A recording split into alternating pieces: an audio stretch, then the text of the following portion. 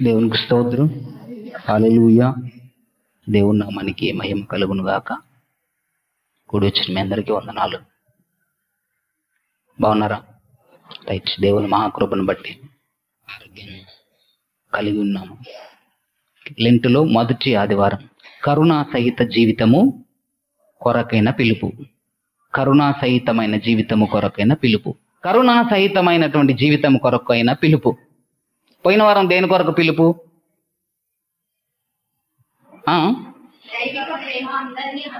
దైవికమైన ప్రేమ అందరినీ హత్తుకొను. భస్మ బుధవారం రోజు పిలుపు ఏంటి? పునరుద్ధరణ కొరకైన పిలుపు. పునరుద్ధరింపబడడానికి దేవుడు పిలిచాడు. పునరుద్ధరింపబడినటువంటి వారు కరుణా సహితమైనటువంటి జీవితాన్ని జీవించాలి. ఎలాంటి జీవితము? ఉపవాసం ఉంటున్నారు కదా, ఎలాంటి జీవితాన్ని అలవాటు చేసుకోవాలి అంటే కరుణా సహితమైనటువంటి జీవితాన్ని అలవాటు చేసుకోవాలి. చూడండి, కరుణా సహితమైనటువంటి జీవితము ఎలా ఉంటుందో ఒకసారి మనం చదువుకున్నటువంటి రూతు గ్రంథములో నుంచి, రూతు గ్రంథము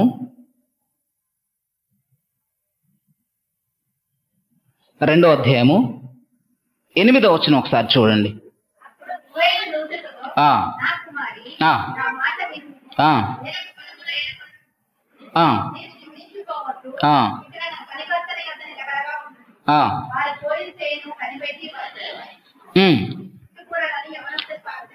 చూడండి, ఈ ఎవరిమే ఏరుకోవడానికి వచ్చినామెవరు? మీ ఇష్టమైన పేర్లు చెప్పండి. ఎవరామె? Right, Ruth. ఎక్కడికి వచ్చింది? బోయాజు పొలంలోనికి వచ్చింది. అసలు ఎవరామె? హెబ్రీయురాలు, హెబ్రీ స్త్రీ. సో వారికి వీరికి సంబంధం లేదు. కానీ ఈ బోయాజుకున్నటువంటి మంచి మనసు ఏంటంటే ఆమె ఎక్కడి నుంచో పరిగె ఏరుకోవడానికి వచ్చింది. వినండి కాస్త వాక్యం.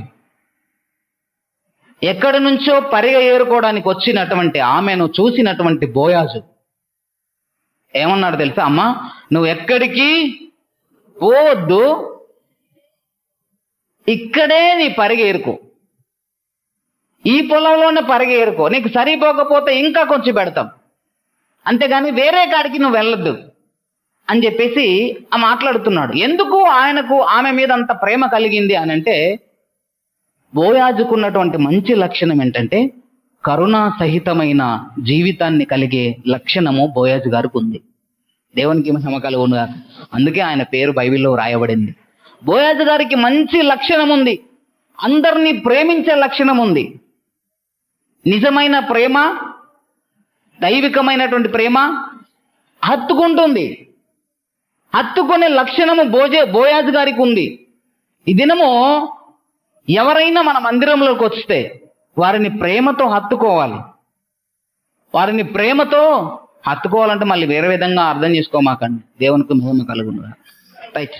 వారిని ప్రేమతో ఆదరించాలి. వారికి ఏం కావాలో అది ఇవ్వడానికి ప్రయత్నం చేయాలి. మన సంఘంలోనికి ఎవరు వచ్చినా, బోయాజు పొలంలోనికి వేరే హెబ్రీ స్త్రీ వచ్చి పరిగేరుకుంటుంది. ఏరుకుంటా ఉంటే, పోమ్మా, నా పొలం దొరికిందా నీకు, వదలవా అని చెప్పేసి అనలేదు. కరుణా సహితమైనటువంటి జీవితాన్ని జీవించే వారి లక్షణం ఎలా ఉంటుందంటే ప్రేమిస్తారు. ఆ పొలంలోకి వచ్చినటువంటి ఆ రూతును బోయాజు గారు ప్రేమించారు. ఆ ప్రేమించే లక్షణం ఈరోజు నీకు నాకు అవసరమై ఉన్నదని దేవాది దేవుడు మాట్లాడుతున్నాడు. చూడండి, 16వ వచనం చూస్తే, 16వ వచనం చూడండి, 2వ అధ్యాయము 16వ వచనం, 15వ వచనం. ఆమె ఏరుకొనుటకు లేచినప్పుడు చూడండి, ఆయన ప్రేమించేది మాత్రమే కాకుండా ఆ పొలంలో పనిచేసేటువంటి వారికి ఏమంటున్నాడు తెలుసా? చూడండి, ఆమెను అవమానపరచొద్దు. భర్త లేడు ఆమెకు, మామగారు కూడా లేడు, ఒంటరి బ్రతుకులు బ్రతుకుతున్నారు. అవును, అవమానపరచకండి. ఈ పొలం నాది, నేను పర్మిషన్ ఇచ్చా. ఆమె మీ మధ్యలో ఏరుకుంటున్నప్పుడు ఆమెను మీరు అవమానపరచొద్దు. ఈ దినము ఎలా ఉన్నారంటే క్రైస్తవులు, వీళ్ళు పెద్ద నీతిమంతులైనట్టు పక్కన వాళ్ళని పొడుస్తూ ఉంటారు. ఏమామా ఏదో సామెత అంటారే, అలాంటి పరిస్థితి ఉంది. ఉపవాసం ఉంటారు, బయటికి వెళ్ళిన తర్వాత కాకులు పొడిచినట్టుగా పొడుస్తారు, వారి జీవితాల్లోకి ఎంటర్ అయ్యి. అది మంచిది కాదు. ఎవరి జీవితం ఎలాంటిది అనేది నీకు అనవసరం. వారిని ప్రేమించాల్సినటువంటి ప్రేమ బాధ్యత నీ మీద ఉంది. వాడు పనికిమాలినోడైతే నీకెందుకు, తాగుబోతోడైతే నీకెందుకు, బజారోడైతే నీకెందుకు? నువ్వెవరివి? క్రైస్తవ బిడ్డవి. మరలా ఉపవాస ప్రార్థనలో ఉంటావు, మందిరానికి వస్తావు, యేసయ్యే నా దేవుడు అని చెబుతావు. నీకేం కావాలి? కరుణా సహితమైనటువంటి జీవితం ఉండాలి. ఎవరిని ప్రేమించాలి అంటే మంచి వాళ్ళని ప్రేమించడం పెద్ద గొప్ప ఏం కాదు. మంచి వాళ్ళని ప్రేమించడం పెద్ద గొప్ప ఏం కాదు. ఎవరిని ప్రేమించాలి? మంచి వాళ్ళు అందరూ ప్రేమిస్తారు మంచి వాళ్ళని. హిందువులు ప్రేమిస్తారు, ముస్లిమ్స్ ప్రేమిస్తారు, బౌద్ధులు ప్రేమిస్తారు, దేశమంతా ప్రేమిస్తుంది మంచి వాళ్ళని. సత్కరించట్లేదా? బహుమానాలు ఇచ్చి, బిరుదులు ఇచ్చి. చెడ్డోళ్ళని తీసుకుపోయి జైల్లో పడేస్తారు, పిచ్చి కొట్టుడు కొడతారు, కుక్కను కొట్టినట్టు కొట్టి పడేస్తారు. అది సరైనది కాదు. దేవుడు మనకు నేర్పించేది ఏంటిదంటే, ఈ 40 రోజుల ఉపవాస ప్రార్థనలో ఈ దీక్ష ఏంటిది, అది ఆ దీక్ష తీసుకున్నటువంటి వారు జీవితాంతం దీక్ష తీసుకోవాలి. ఈ దీక్ష కలిగినటువంటి వారు ఏం చేయాలి? కరుణా సహితమైనటువంటి జీవితాన్ని జీవించాలని దేవుడు పిలుస్తున్నాడు. ప్రేమించండి, ఎవరినేం అనవాకండి. ఒక్కసారి మన వెనకాల చూసుకుంటే అర్థమవుతుంది మన బతికేందో, మన జీవితం ఏందో, మన నీతి ఏందో, మన బుద్ధి ఏందో. మనం అనొద్దు ఒకరిని, ఇంకొకరి జీవితానికి ఇంటర్ఫేర్ అవ్వద్దు. ఇప్పుడు ఈయన ఆమె జీవితాన్ని నువ్వు ఆడికి పోతే మీ ఆయన చచ్చిపోయిండు, మీ మామ కూడా చచ్చిండు, నీ అడుగు మంచిది అనుకుంటున్నా, నీ కాలు మంచిది అనుకుంటా, నువ్వు రాగానే వాడు పోయిండు. మళ్ళీ నా పొలంలోకి అడుగు పెడితే నేను కూడా పోతున్నా, పో వదలకానా అని చెప్పేసి అన్నాడు. అనలేదు. రామ్మ, ఎలాగో అందరినీ పోగొట్టుకున్నావు, ఒంటరిదాని పోయినావు, సరేరా దేవుడు నాకు ఇచ్చిన దాంట్లో కాస్త నీకు సహాయం చేస్తా. పుండు మీద పొడిచే బుద్ధి నాకు లేదు, నీకు ఆల్రెడీ అసలే పుండు అయింది, ఆ పుండు మీద పొడిచి రక్తం వస్తూ ఉంటే కారం చల్లే బుద్ధి నాకు లేదు అని ఏమంటున్నాడంటే, అమ్మా పని చేసే వాళ్ళారా, ఏమని అవమానపరచకండి, ఆమెను ఏరుకొనివ్వండి, కాస్త పనులు వదిలేయండి, కొంచెం కొంచెం వదిలేస్తే ఆమె ఏరుకుంటుంది.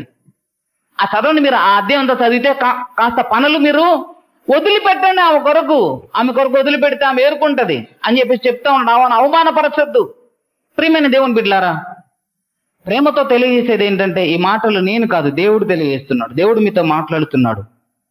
మన సమాజంలో, మన సంఘంలో ఉంటున్న బిడ్డలను ఎవరినైనా సరే అవమానపరచకండి. నీ బతుకు మంచిదా అని చెప్పేసి అనమాకండి. ఆల్రెడీ చెడిపోయి ఉన్నారు, అందరి మంచోళ్ళు ఏం కాదు. ఒక్కొక్కరికి ఒక్కొక్క చరిత్ర ఉంది, ఒక్కొక్కరికి ఒక్కొక్క హిస్టరీ ఉంది. దాన్ని మళ్ళీ తవ్వుకోవడం ఎందుకు చెప్పండి, అవసరం లేదు. ఇప్పుడు మనం ఎలా ఉండాలి? కరుణా సహితమైనటువంటి జీవితం కలిగి ఉండాలి. ఈ ఉపవాస దినాల్లో మనం నేర్చుకోవాల్సినటువంటి లక్షణము, ప్రాముఖ్యమైన లక్షణం ఏంటంటే కృపాసహితమైనటువంటి స్వభావం కలిగి ఉండాలి. బోయాజు గారికి రూతు మీద అదే స్వభావం కలిగి ఉంది. మనం కూడా మన సంఘంలో, మన గ్రామంలో, మన సమాజంలో ఉంటున్నటువంటి వారిని పొడవమాకండి, అవమానించకండి. అవమానించాల్సినటువంటి లక్షణం మనది కాదు. ఎవరైనా అవమానిస్తూ ఉంటే అలా చేయొద్దని చెప్పండి కదా. ఒక స్త్రీకి మంచి కళ వచ్చింది. ఒక యవనస్తురాలు మధ్యలో నిలబడి, సమాజం మధ్యలో నిలబడి తప్పులన్నీ చేస్తున్నటువంటి వారిని గద్దిస్తుందట. తప్పులు చేసే వారిని గద్దిస్తూ వారిని సరిచేస్తుందట.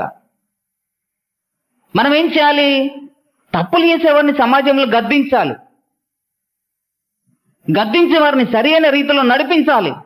కృపాసహితమైనటువంటి జీవితం జీవించడానికి మనమే బాట వేయాలి మన పిల్లలకు.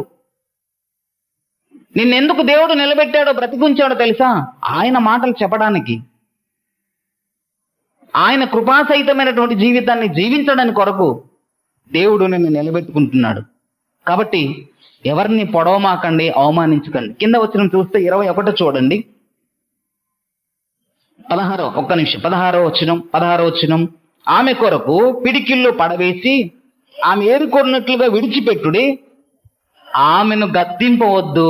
చూసారు బోయాజు ఎంత మంచిగా మాట్లాడుతుంది. ఆమెను అవమానపరచొద్దు. అమ్మా మా పొలం విడిచిపెట్టి నువ్వు వెళ్ళొద్దు. ఎవరైనా మన సంఘాన్ని విడిచిపెట్టి వేరే సంఘానికి పోతా ఉంటే, ఎందుకయ్యా మంచి వాక్యము, మంచి ఆరాధన, మంచి మందిరం ఉంది, ఎందుకు వెళ్తారా అని చెప్తారా? ఆయన పోతే నన్ను ఏం చేయమంటే ఆయనకి ఏం నచ్చట్లేదేమో. మనం ఆగమంటే ఆగుతాడా ఏంది? మనం ఆగంటే ఆమె ఆగుద్దా ఏంది? ఆమెకు ఉండాలి ఆ బుద్ధి. అంతే కదా మనం మాట్లాడేది. ఆమెకు ఉండాలి. ఆమెకు లేని దానికి మనం ఏం చేయమంటాం? నేను ఎందుకు చెప్తా, నాకేం అవసరం అంటారు. ఇప్పుడు మరి ఈయన పొలంలో ఉన్నటువంటి యజమాని బోయాజు ఇష్టమైతే ఏరుకుంటుంది, లేకపోతే వెళ్ళిపోయిద్ది. అవునా కదా? ఏరుకోవడానికి వచ్చిన ఆమె, వింటున్నారా వాక్యం? వింటున్నారు కదా? ఏరుకోవడానికి వచ్చినటువంటి ఆమె ఈ పొలం కాకపోతే ఇంకో పొలంలో ఏరుకుంటుంది. ఈయన బలంతో పెట్టి ఇక్కడే ఉన్నామని ఎందుకు చెప్పాలి? చెప్పండి, ఎందుకు చెప్పాలి? ఏమో బయట పొలానికి వెళితే అక్కడ చీదరించుకుంటారేమో, అక్కడికి వెళితే మాకు దొరకదేమో అనే ఆలోచన బోయాజు గారికి ఉండడం వలన, అమ్మా ఎక్కడికి పోకు, ఇలాంటి ప్రేమ కలిగినటువంటి వారు సమాజంలో లేరు, వేరే పొలానికి వెళ్తే నిన్ను నెట్టేస్తారు, ఇలా మాకులాగా పనులను వదిలిపెట్టే వారు సమాజంలో లేరు, ఇక్కడ మా దగ్గర పనులు వదిలిపెట్టేవారు ఉన్నారు, నీ కొరకు సహాయం చేసేవారు ఉన్నారు, నీ కొరకు అన్ని అందించేవారు ఉన్నారు మా పొలంలో. ఇది కరుణా సహితమైనటువంటి జీవితము. వారిని ఏం గద్దించకండి, వారిని ఆమెను అవమానపరచొద్దని చెప్తా ఉన్నాడు. ఈరోజు సేవకునిగా దేవాది దేవుడు మీతో మాట్లాడుతున్న మాట ఏందో తెలుసా? మన పొలంలోకి తీసుకురండి, మన పొలంలో ఏరుకోమని చెప్పండి. మా పొలంలో మంచి విత్తనాలు పడుతున్నాయి అయ్యా, మా పొలంలో మంచి వాక్యం అందించబడుతుంది, రండి చెప్పండి. అవమానపరిచి వాళ్ళని వెళ్ళగొట్టమాకండి, వారిని గద్దించి వెళ్ళగొట్టమాకండి. రండి తీసుకురా అని చెప్పండి. మీరు చెప్పండి ఆ మాటను. బయటికి వెళ్ళినాక మీ యొక్క ప్రవర్తన కూడా కరుణా సహితమైనటువంటి ప్రవర్తన కలిగి ఉండండి.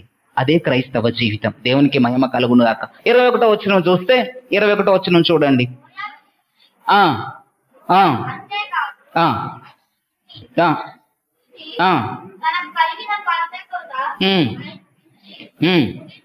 ముగించు వరకు తన పనివారి యొద్ద నిలకడగా ఉండుమని.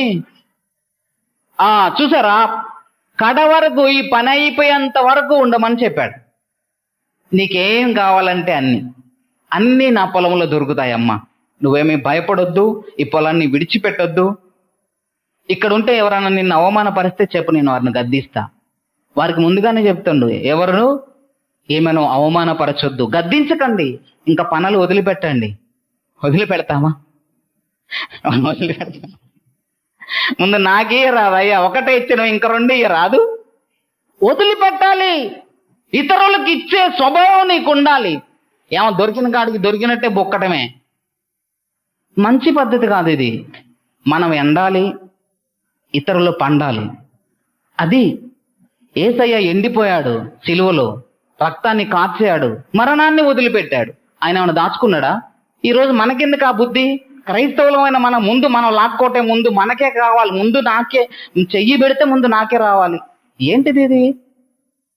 ఇది సరైనది కాదు. ఇతరులకు నువ్వు వదిలిపెట్టగలిగితే, ఇతరులకు నువ్వు చెయ్యి అందించగలిగితే, ఇతరులకు నువ్వు చెయ్యి ఇవ్వగలిగితే దేవుడు నిన్ను ఆశీర్వదిస్తాడు. ఈ బుద్ధి బోయాజుకుంది. బోయాజును చరిత్రలో నిలిచిపోయే వ్యక్తిగా దేవుడు ఆశీర్వదించాడు. దేవునికి మహిమ కలుగునుగా. ఈ దినము నీ మనసు కూడా అంతే ఉండాలి.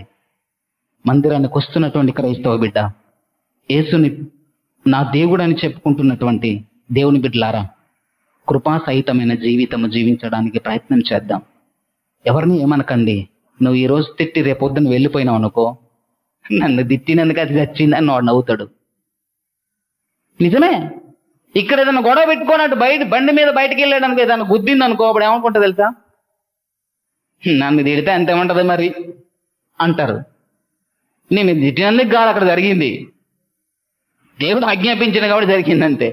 కాబట్టి ఎందుకు అలా అనడం ఎందుకు, అనిపించుకోవడం ఎందుకు చెప్పండి? అందుకే క్రైస్తవులమైనటువంటి మనము, దేవుని పేరు చెప్పుకుంటున్నటువంటి మనము, మందిరానికి వస్తున్నటువంటి మనము, ప్రార్థనలో ఏకీభవిస్తున్నటువంటి మనము, మన జీవితం ఎలా ఉండాలి? కృపాసహితమైనటువంటి జీవితంగా ఉండాలి. ఇది మొదటి లక్షణం. రెండవ లక్షణాన్ని జ్ఞాపకం చేస్తాను. మార్కు సువార్త 1వ అధ్యాయము 40వ వచనం ఒకసారి చూడండి. మార్కు సువార్త 1వ అధ్యాయము.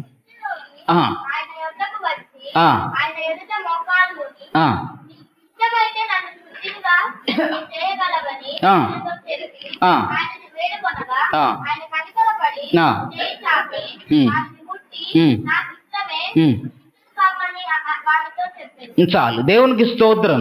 ఇక్కడ కుష్ఠరోగి ఉన్నాడు. అసలు మోషే ధర్మశాస్త్ర ప్రకారంగా కుష్ఠరోగిని ఎక్కడ ఉంచాలో తెలుసా? కుష్ఠరోగిని ఎక్కడ ఉంచాలి? ఊరు వెలుపల ఉంచాలి, ఊరు బయట ఉంచాలి. అసలు ఊర్లోనికి రానివ్వకూడదు, ఊర్లోనికి రానివ్వకూడదు. అది లెక్క ప్రకారం. కానీ యేసుక్రీస్తు ప్రభువారు వచ్చిన తర్వాత కుష్ఠరోగిని ముట్టుకున్నాడు. దేవునికి మహిమ కలుగును. ఎవరిని ముట్టుకున్నాడు? చూడండి, అప్పటికి ఆ కుష్ఠరోగి ఏమంటున్నాడంటే, అయ్యా నీకు ఇష్టమైతేనే. ఎందుకంటే మేము వెలివేయబడినటువంటి వాళ్ళం కదా, ఊరి బయట ఉండే వాళ్ళం కదా. ఒకవేళ నీకు ఇష్టమో కాదు, నీకంటే ముందు వచ్చినటువంటి వాళ్ళందరూ మమ్మల్ని వెలివేశారయ్యా, నీకంటే ముందు వచ్చిన వాళ్ళందరూ మమ్మల్ని దూరం పెట్టారు. ఒకవేళ నువ్వు కూడా అలా పెడతావేమోనని మాకు అనుమానంగా ఉంది అంటే, అప్పుడు దేవుడు ఏమన్నాడు తెలుసా? నాకు ఇష్టమే మిమ్మల్ని ముట్టుకోవడము, మిమ్మల్ని బాగు చేయడము, సమాజంలో మీరు కూడా ఒకరు అనే ఆ పరిస్థితిని నెలకొల్పడానికి నేను వచ్చాను. మిమ్మల్ని ముట్టుకునే వారు ఎవరు లేరు కదా, నేను ముట్టుకుంటా. మిమ్మల్ని మందలిచ్చేవారు ఎవరు లేరు కదా, నేను మందలిస్తా. మీ అవసరతలు తీర్చేవారు ఎవరు లేరు కదా, నేను తీరుస్తా అని దేవాది దేవుడు ఆ కుష్ఠరోగిని ముట్టి బాగు చేశాడు. మనం కూడా అంతే. వెలివేయబడినటువంటి వారు ఎవరు మనకు ఉండకూడదు. మనకు అంటే క్రైస్తవులమైనటువంటి మనకు, దేవుణ్ణి బిడ్డలమైనటువంటి మనకు వాళ్ళని రానియొద్దు, వీళ్ళని రానియొద్దు, వాళ్ళకు మనకు సంబంధం ఏంటి అనే ఆలోచన మనకు రాకూడదు. కుష్ఠరోగిని ముట్టి దేవాది దేవుడు స్వస్థపరిచాడు. చూడు, ఆయన వద్దకు వచ్చి ఆయన ఎదుట మోకాళ్ళుని నీకు ఇష్టమైతే నన్ను శుద్ధినిగా ఆయనతో చెప్పితే ఆయన ఏమన్నాడు తెలుసా? ఆయన కనికరపడి, దేవుడు కనికర పడతా ఉన్నాడు. మనం ఎందుకు కనికర పడకూడదు? దేవుడే కనికర పడతా ఉంటే మనం ఎందుకు కనికర పడకూడదు? అనారోగ్యుల మీద, వెలివేయబడినటువంటి వారి మీద కనికరము మనం చూపెట్టాలని యేసుక్రీస్తు ప్రభువారు తెలియజేస్తున్నారు. కృపాసహితమైనటువంటి, కనికరము కలిగినటువంటి మనసు, కరుణా సహితమైనటువంటి మనసు కలిగినటువంటి వారు రోగులను ఏం చేస్తారట? ముట్టుకుంటారు. ముట్టుకుంటే మీరు పోయి ముట్టుకుంటారా? కనీసం పరామర్శించడమే మనకు అలవాట్లేదు. దేవునికి స్తోత్రం. వారిని పరామర్శించి వారిని ముట్టుకొని బాగు చేసినటువంటి దేవాది దేవుడు మనకు నేర్పించేది ఏంటిదంటే, కరుణా సహితమైనటువంటి మనసు మీకు రావాలి అని. 41వ వచనం చూడండి. 41వ వచనం.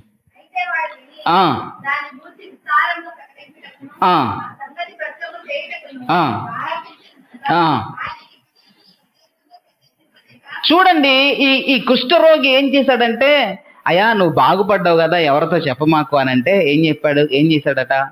విస్తారంగా చెప్పాడు. మనము కరుణ, మనకున్నటువంటి కరుణ, విస్తారమైనటువంటి కరుణ ఇతరుల మీద చూపెట్టాలి. దేవునికి మహిమ కలుగునుగా. విస్తారంగా చూపెట్టాలి, ప్రేమను చూపెట్టాలి. పౌలు గారు ఒక పత్రికలో ఏమంటారంటే, మీరు ఏ విషయంలో కూడా ఇతరుల పట్ల రుణము కలిగి ఉండదు, అప్పు ఉండొద్దు. ఒక్క విషయంలో మాత్రమే అప్పు ఉండాలి. ఏంటిది అప్పు? వచ్చే వారం చెప్పండి. పోయిన వారం మీకు ఒక ప్రశ్న వేసా. ఏం ప్రశ్న? భస్మ బుధవారం రోజు ఒక ప్రశ్న వేసా మీకు. ఏం ప్రశ్న? అసలు ప్రశ్నే గుర్తులేదు మీకు, ఇంకా ఆన్సర్ ఏం చెప్తారు? మీకు ఏమైనా గుర్తుందా? బుధవారం మీరు లేరేమో. భస్మ బుధవారం రోజు ఒక ప్రశ్న వేసా, మీకు ఏమైనా గుర్తుందా? అమ్మ, బుధవారం వచ్చిన వాళ్ళు ఒకసారి చెయ్యొద్దని చూద్దాం ఎంత జ్ఞాపక శక్తి ఉందో. 1 2 3 4 5 భస్మ బుధవారం ప్రశ్న వేసా, ఒక ప్రశ్న. అవును కదా? ఏదో వేసినట్టుంది, ఏదో ప్రశ్న గుర్తురాలి. ఇది శ్రమల కాలం కదా? శ్రమల కాలమేనా ఇది? మీరు అన్నారు కదా శ్రమల కాలం అని. అయితే బైబిల్లో శ్రమల కాలం ఉంది. ఎవరికి శ్రమ, ఎవరికి దుఃఖము, ఎవరికి చింత, ఎవరికి హేతువు లేని గాయాలనే మాట ఉంది. అది ఎక్కడుందో వెతికి తీసుకొచ్చి చెప్పండి, దానికి సమాధానం నేను చెప్తా అన్నా. తీసుకొచ్చారా? లేదు. ఇంక ప్రశ్నలు ఏమన్నా ప్రశ్నలు ఎత్తే ఇంక మీరు సమాధానాలు ఎప్పుడు చెప్తారు? దేవునికి మహిమ కలుగును గాక. దేవునికి స్తోత్రం. కాబట్టి ప్రేమైనటువంటి దేవుని బిడ్డలారా, కరుణా సహితమైనటువంటి ప్రేమ మనం కలిగి ఉండాలి. కృపా సహితమైనటువంటి జీవితము మనం కలిగి ఉండాలి. చూడండి ఆయన ఏమంటున్నాడంటే, చూడండి 44 వచనం, 45. అయితే వాడు వెళ్ళి దానిని గూర్చి విస్తారముగా ప్రకటించుటకు, ప్రచురము చేయుటకు ఆరంభించాడు. మనం కూడా ఆరంభించాలి, ప్రేమను చూపెట్టుటకు ఆరంభించాలి కదా. ఈ వారం మరొక ప్రశ్న, ఏ విషయంలో మనం ఇతరుల పట్ల అప్పు కలిగి ఉండాలి? అప్పు, రుణం అంటే ఏంటిది? ఈ ప్రశ్న కూడా మీరు సమాధానాన్ని సంపాదించుకొని రండి. ఏ విషయంలో మనం ఇతరుల దగ్గర అప్పు కలిగి ఉండొద్దు? ఒక్క విషయంలో మాత్రమే అప్పు ఉండాలి. ఆ అప్పు ఏంటిదో వచ్చే వారం చెప్పండి. ఈయన కుష్ఠరోగి విస్తారంగా ప్రకటించాడు. మనం కూడా ఏం చేయాలి? విస్తారంగా ప్రేమించాలి. ప్రకటించడం ఎలా మన చేత కాదు. ముందు ప్రేమించడం ప్రారంభిస్తే తర్వాత అనిపిస్తుంది, ప్రకటించడం అప్పుడు వస్తుంది. దేవునికి స్తోత్రం. విస్తారంగా ప్రేమించడం నేర్చుకోండి. దేవుడు విస్తారంగా ప్రేమించాడు మనల్ని. ఆయన బిడ్డలమైనటువంటి మనం కాస్తో కోస్తో ప్రేమించడం నేర్చుకుంటే అది కాస్త ఏమవుతుంది? విస్తారంగా ప్రేమించడం మొదటగా అలవాటు చేసుకోండి. ఎవరిని ప్రేమించడం?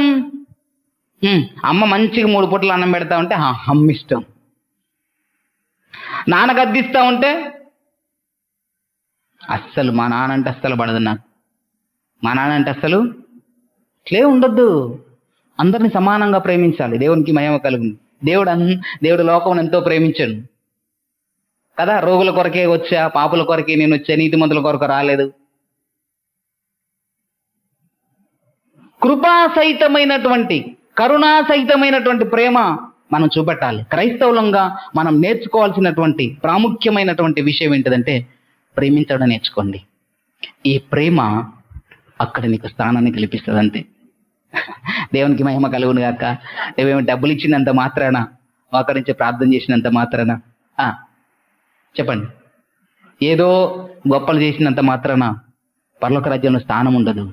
ప్రేమించడాన్ని బట్టి స్థానం ఇస్తాడు దేవునికి మహిమ. ప్రేమించండి, మూర్ఖులను ప్రేమించండి. ఆయన కొట్టేవారిని ప్రేమించాడు, తిట్టేవారిని ప్రేమించాడు. మీరు ప్రేమించండి. ఇది కష్టమే, లోకస్తులకి ఇది కష్టమే, క్రైస్తవులకే ఇది సాధ్యం. గట్టిగా చప్పట్లు కూడా దేవుని. ప్రవీణ్ పగడాలను చంపేస్తే ఆయన భార్య ఏమన్నది చెప్పండి?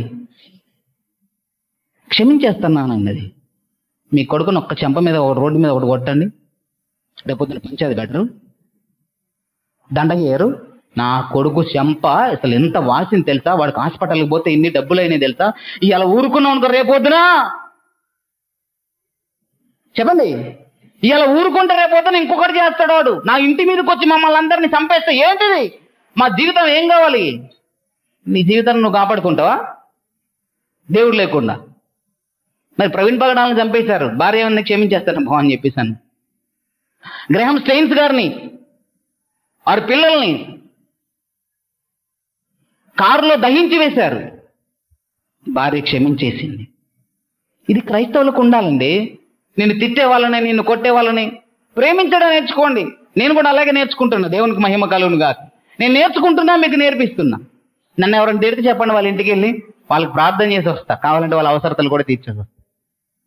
చెప్పండి, తిట్టేవారు ఉన్నారు, లేరంటారా? మన సంఘంలో నన్ను తిట్టేవారు ఉన్నారు, పెద్ద చేస్తున్నా ఉన్నారు, నో ప్రాబ్లం. వాళ్ళందరికీ నేను ఏ ఇంటిని కూడా విడిచిపెట్టాను, అందరి కొరకు ప్రార్థన చేస్తా. దేవునికి మహిమ కలుగును గాక. నేను ప్రార్థన చేయడానికే వచ్చినా, ప్రేమించడానికే వచ్చా. ఓన్లీ నీతి మాటలు చెప్పడానికి కాదు. ఈయన నిలబడితే నీతి మాటలు వస్తాయి అందరికీ. నీతి మాటలు చెప్పడం కాదు, నీతి పనులు చేయాలి, ప్రేమించగలగాలి.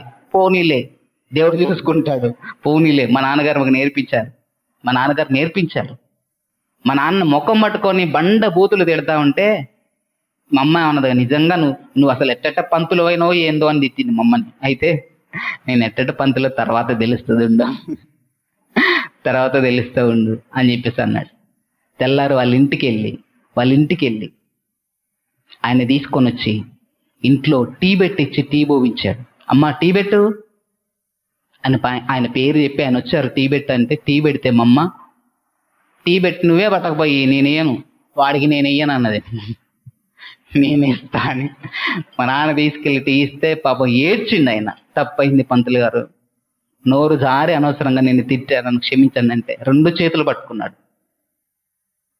నేను దేవుని సేవ చేయడానికి వచ్చిన, నువ్వు తిడితే మరలా తిట్టడానికి రాలేదు నేనని మా నాన్న చెప్పాడు. దాన్నే నేను నేర్చుకుంటున్నా, అదే మీకు నేర్పిస్తున్నా.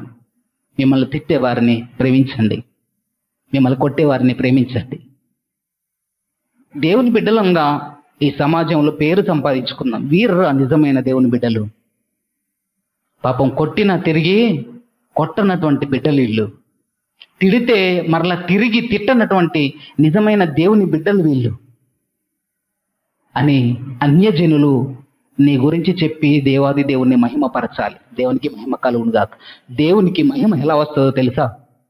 నీ ఓర్చుకుంటే మహిమ వస్తుంది. ఇక్కడికి వచ్చి నోరు తెరిచి పాటలు పాడినంత మాత్రాన, ముసుకేసుకొని మోకరించి పాడినంత మాత్రాన, ప్రార్థన చేసినంత మాత్రాన దేవుడు మహిమనొందడు. బయటికి వెళ్ళి కృపాసహితమైనటువంటి కరుణాసహితమైనటువంటి జీవితంలో ఎప్పుడైతే జీవిస్తావో అప్పుడే దేవాది దేవుడు మహిమనొందుతాడు. దేవునికి మహిమ కలుగునుగా. నుంచి వాళ్ళని ప్రేమించడం ప్రారంభించు, మూర్ఖులను ప్రేమించడం ప్రారంభించు, సమాజంలో నిన్ను తిడుతున్నటువంటి వారిని ప్రేమించడం ప్రారంభించు. ఈ 40 రోజుల్లో నేర్చుకుందాం దేవునికి ఇష్టమైన బిడ్డలుగా ఉండడం, దేవునికి నచ్చినటువంటి జీవితము ఎలా నడవాలో నేర్చుకుందాం. దేవునికి మహిమ కలుగునుగాక. విస్తారంగా దేవుని గురించినటువంటి వార్తను కుష్ఠరోగికి ప్రకటించాడు. మనం విస్తారంగా ప్రేమిద్దాం. యేసుక్రీస్తు పాదాలు కడిగినటువంటి మరియా, ఆమె గురించి దేవుడు ఏం చెప్పాడు తెలుసా? ఈమె విస్తారంగా, చెప్పండి, ఈమె విస్తారంగా నన్ను ప్రేమించింది కనుక ఈమె విస్తారమైన పాపములు క్షమింపబడ్డాయి. మనం దేవుణ్ణి విస్తారంగా ప్రేమిస్తే మూర్ఖులను, పొగరబట్టినటువంటి వారిని, తిట్టే వాళ్ళను, కొట్టే వాళ్ళను మనం ఏం చేస్తాం? ప్రేమిస్తాం. అప్పుడు దేవుడు మన పాపాలను క్షమిస్తాడు. మా ఎడల అపరాధము చేసే వారిని మేము క్షమించిన ప్రకారము మా అపరాధములను క్షమించు. నువ్వు ప్రేమించే లక్షణం నీకు లేకపోతే దేవుడు నిన్ను ఎలా ప్రేమిస్తాడు? నువ్వు ప్రేమించే లక్షణం నీకుంటే దేవుడు నిన్ను ప్రేమిస్తాడు. క్షమించే లక్షణం నీకుంటే దేవుడు నిన్ను క్షమిస్తాడు. కాబట్టి విస్తారంగా క్షమించడానికి, విస్తారంగా ప్రేమించడానికి ప్రయాసపడదాం. ఉపవాసం ఉండి నలగగొట్టుకుంటున్నారే మీ శరీరాలను, నలగగొట్టుకుంటూ నేర్చుకోవాల్సినటువంటి లక్షణం ఏంటంటే, ఏంటిదా లక్షణం? కరుణాసహితమైనటువంటి మనసు. ప్రభువా, ఈ శరీరాన్ని నలగగొట్టుకుంటున్న ఉపవాసం ఉండి నా శరీరం నలిగిపోతున్నప్పుడు మూర్ఖులైనటువంటి వారిని ప్రేమించే మనసు నాకు దయచేయి. నా ముఖం పట్టుకొని తిట్టే వారిని ప్రేమించే మనసు నాకు ఇవ్వయ్యా అని గనక నువ్వు అడిగితే దేవుడు అలాంటి మంచి మనసుని ఇస్తాడు. దేవునికి మహిమ కలుగును గాక. ఇక 3వది నేను జ్ఞాపకం చేస్తాను. మనం చదువుకున్నటువంటి పత్రిక పాఠంలో నుంచి, ఎఫెసీయులకు రాసినటువంటి పత్రిక 4వ అధ్యాయము 25వ వచనం ఒకసారి చూడండి. మనము ఒకరికొకరము అవయవములమై ఉన్నాము. అబద్ధమాడుట మాని ప్రతివాడు తన పొరుగు వానితో సత్యమే మాట్లాడవలెను, కోపపడుడు గాని. చూడండి 25వ వచనం, మనము ఒకరికొకరము అవయవములై ఉన్నాము. నీ చెయ్యి ఇంకొకరికి కూడా చెయ్యి. అర్థమవుతుందా? ఒకరికొకరము అవయవములమై ఉన్నాము. ఎదుటివాని చెంప మీద కొడితే నీ చెంప మీద నువ్వు కొట్టుకున్నట్టే లెక్క. అర్థమవుతుందా? కాబట్టి మనం ఏం చేయాలట? చదవండి ఆ మాటను. అవయవములమై ఉన్నాము. మీరు అబద్ధమాడుట మాని మ్యాక్సిమం నిజం చెప్పడానికి ప్రయత్నం చేయాలి. పొరుగువాడితో అబద్ధం మాట్లాడొద్దు, నిజం చెప్పడానికి ప్రయత్నించండి. ఎందుకంటే మనం ఒకరికొకరము అవయవములమై ఉన్నాము. చూడండి 26వ వచనం, కోపపడుడి గాని పాపము చేయకుడి. కరుణా సహితమైనటువంటి మనసు కలిగినటువంటి వారికి కోపం రాకూడదు. ఇన్ కేస్ వచ్చిందనుకో క్షమాపణ అడగాలి, దేవుణ్ణి క్షమాపణ అడగాలి. రాకుండా సహజంగా మనుషులం కాబట్టి కోపం వస్తుంది. కోపపడుడి కానీ పాపము చేయకూడదు. ఏంటిది కోపడడం? ఏంటిది పాపం చేయడం? ఏంటి? కోపములో చేసే పనులు పాపానికి దారి తీస్తాయి. కోపములో తీసుకునే తీర్మానాలు, కోపం వచ్చిందనుకో ఇక నేను చచ్చినా కూడా గుడికి రాను అంటారు, చచ్చినా కూడా నీ ఇంటి మొత్తం దొక్కను, చచ్చినా కూడా నీతో మాట్లాడను. కోపం వస్తుంది కానీ పాపం చేసేంత తీర్మానాలు తీసుకోకూడదు. ఎప్పటి వరకు ఉండాలట మీ కోపము? సూర్యుడు అస్తమించే వరకు మాత్రమే ఉండాలి. అప్పటి వరకే ఉండాలి. కరుణా సహితమైనటువంటి మనసు కలిగినటువంటి వారు 24 గంటల్లో కోపాన్ని తీసేసుకుంటారు. 24 గంటలు కూడా ఉండకూడదు. ఈ ఉపవాస దినాల్లో మనం ఇలాంటి అలవాటు చేసుకోవాలి. ఇలాంటి అలవాటు చేసుకుంటే మన జీవితంలో ఇంకా ఎప్పటికీ ఉంటాయి, ఎప్పటికీ అలాగే ఉంటాయి. చూడండి కింద చదివితే 27వ వచనం, అపవాదికి చోటు ఇయ్యొద్దు. 30వ వచనం చూడండి. 30వ వచనం చూస్తే దేవుని పరిశుద్ధాత్మను దుఃఖపరచొద్దు. పరిశుద్ధాత్మ ఎలా దుఃఖపడుతుంది?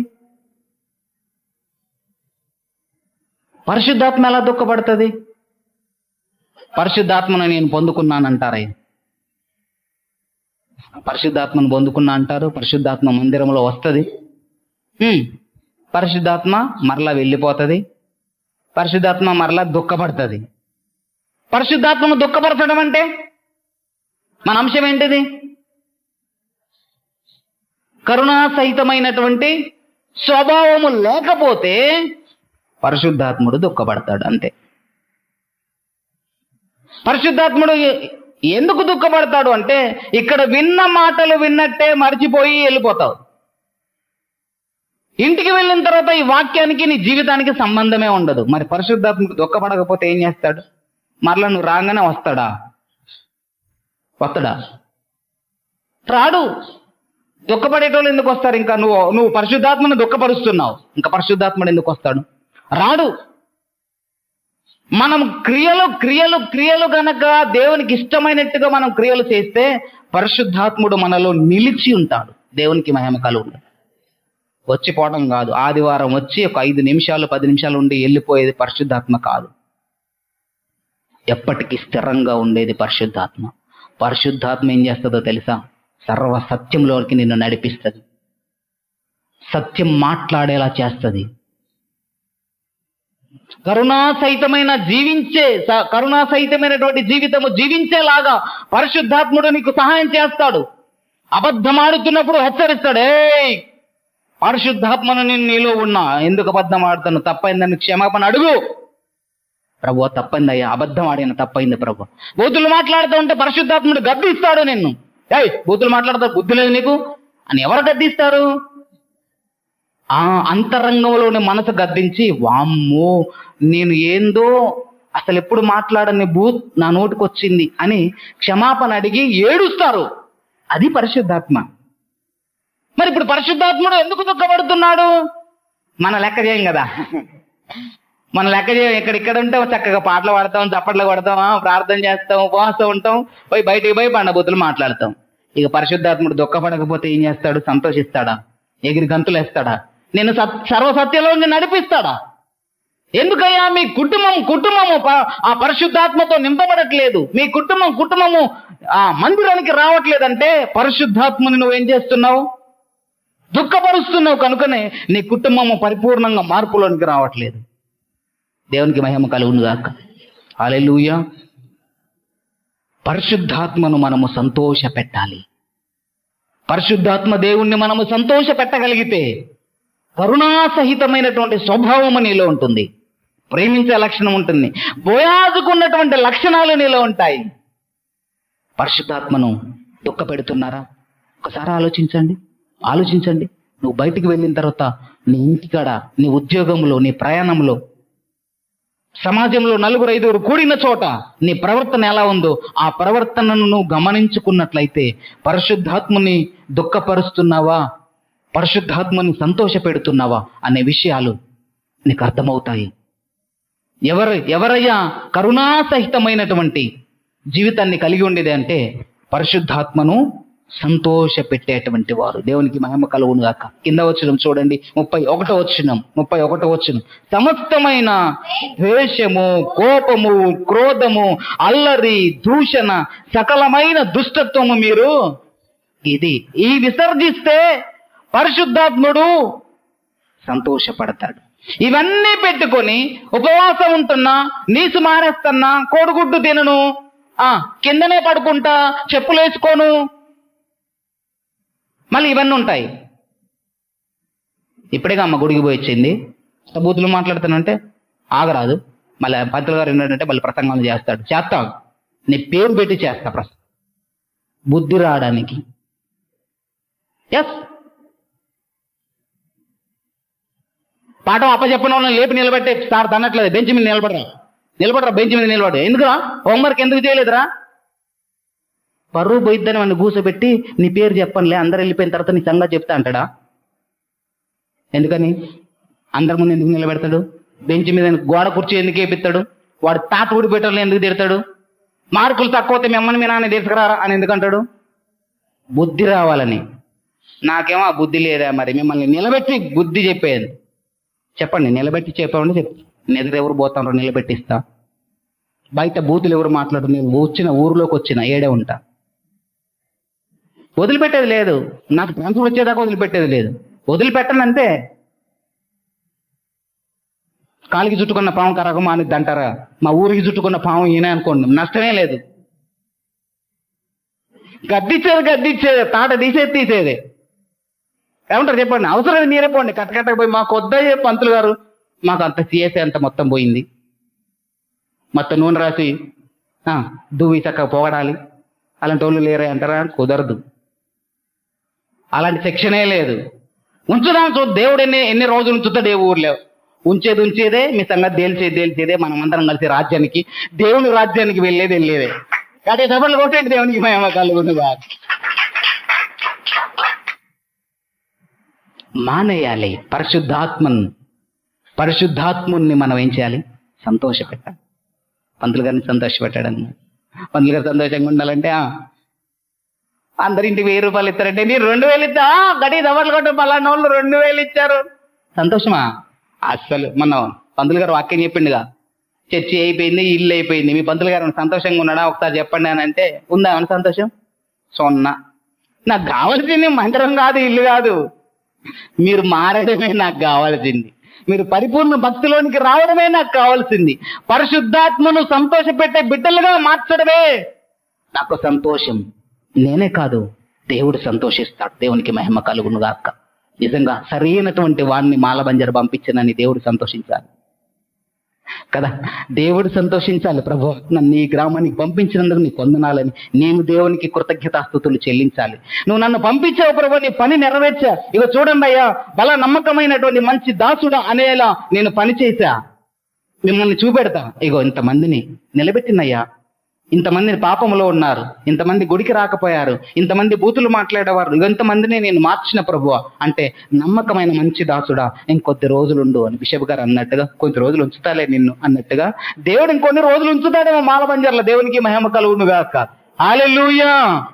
కాబట్టి పరిశుద్ధాత్మను సంతోషపెట్టే బిడ్డలుగా ఉంటే ఈ మాటలన్నీ మనలో నుంచి వెళ్ళిపోతాయి. చూడండి ఆ మాటను 31 వచనం చదవండి. ఆ మాటను 31. సమస్తమైన ద్వేషము, కోపము, క్రోధము, అల్లరి, దూషణ, సకలమైన దుష్టత్వము విసర్జించండి. ఒకని ఎడల ఒకడు దయ కలిగి కరుణా హృదయులై క్రీస్తునందు దేవుడు మిమ్మల్ని క్షమించిన ప్రకారము మీరును ఒకరినొకరు క్షమించుకోండి. దేవునికి మహిమ కలుగును. ఈ శివరాం అంటే ఆ శివరామకు పడదు, ఆ శివరాం అంటే ఈ శివరామకు పడదు. మళ్ళీ వీళ్ళందరూ వచ్చి ఆ శివరాం వచ్చి ముందు కూర్చుంటది, ఇటు శివరాం వచ్చి వెనక కూర్చుంటది. వీళ్ళందరూ క్రీస్తుకు అవయవములై ఉన్నారు. ఉహుం. ఏ లెక్క ప్రకారంగా? ఏ లెక్క ప్రకారంగా?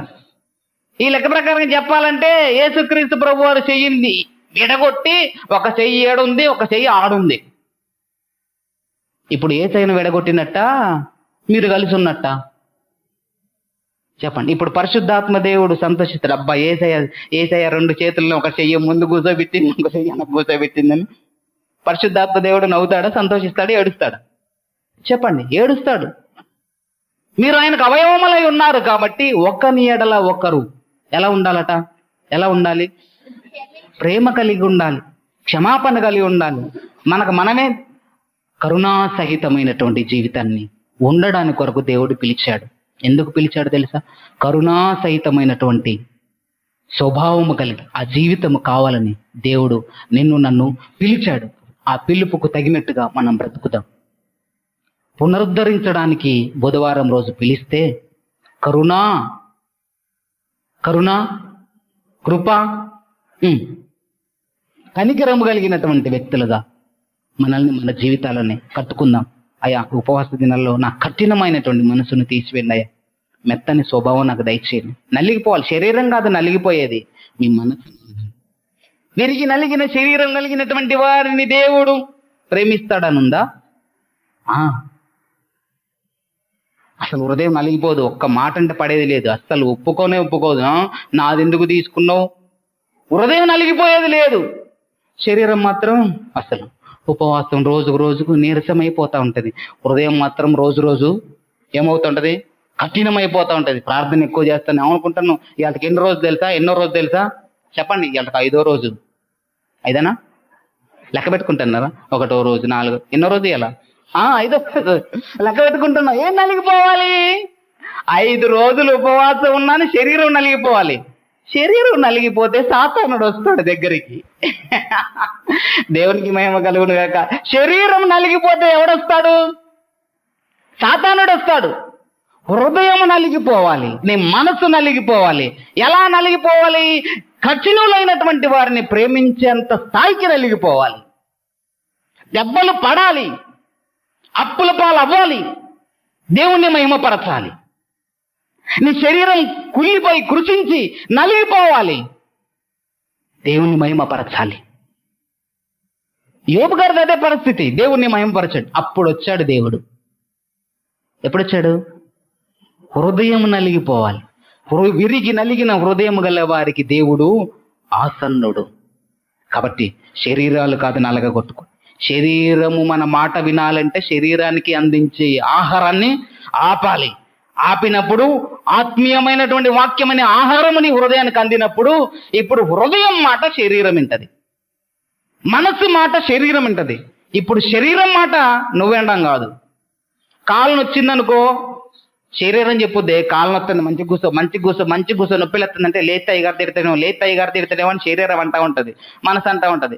ఇక లాభం లేదు ఏమన్నా కానీ అని శరీరం మాట ఏం చేస్తాం? లేచి నిలబడతాం. ఏందమ్మా లేచినప్పుడు? కాలు నొత్తుంది, ఎక్కడ కూర్చుంటాయి అంట.